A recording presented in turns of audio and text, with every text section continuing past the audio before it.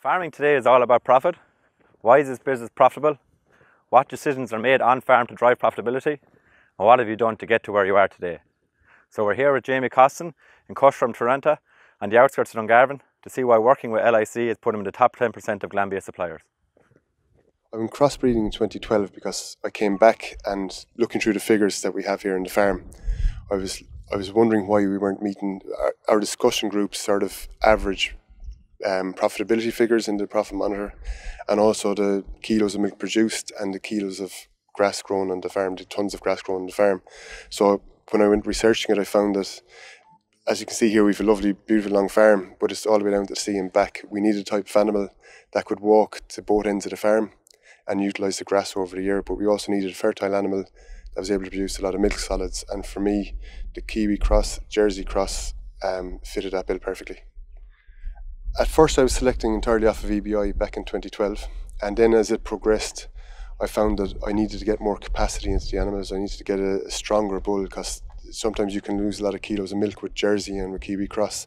So they were the reasons why I selected the type of bulls that I did. Lameness is always an issue with these, so we needed an animal that was lighter. So we had a lot of cows that were 600 to 700 kilos, and we needed to breed a cow that was closer, 450 to 500. We're settling in around 480, 490 now. And a cow that could produce her own body weight in milk solids, I suppose, is the ultimate goal that we'll be having, because for me, if we can do that, the cow is there's going to be very little health issues. And I suppose that's the main thing with cows walking the long distances. They need to be able to have a calf and recover quickly and then produce milk for the year.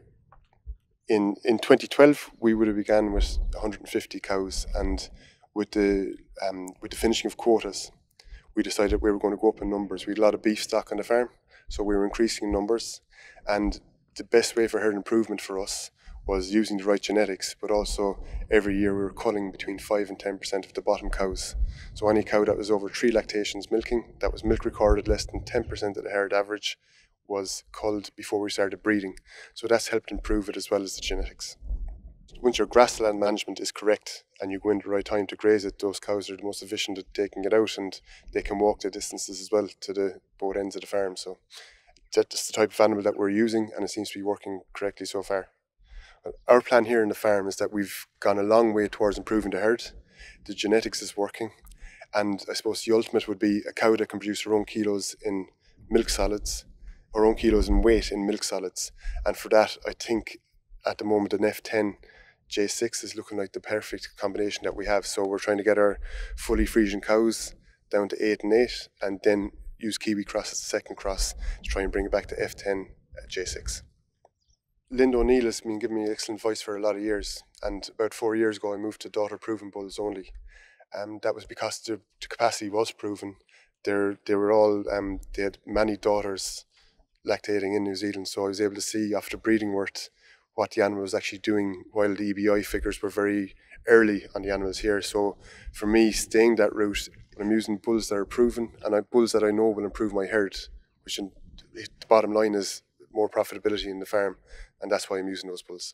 I'm using what's relevant for me. The information that's relevant for me are animals that can walk a long distance and put milk in the bull tank off grass. And I'm finding that the most effective animals I have aren't necessarily off the top of the EBI list, but they're delivering the profitability for me on the farm.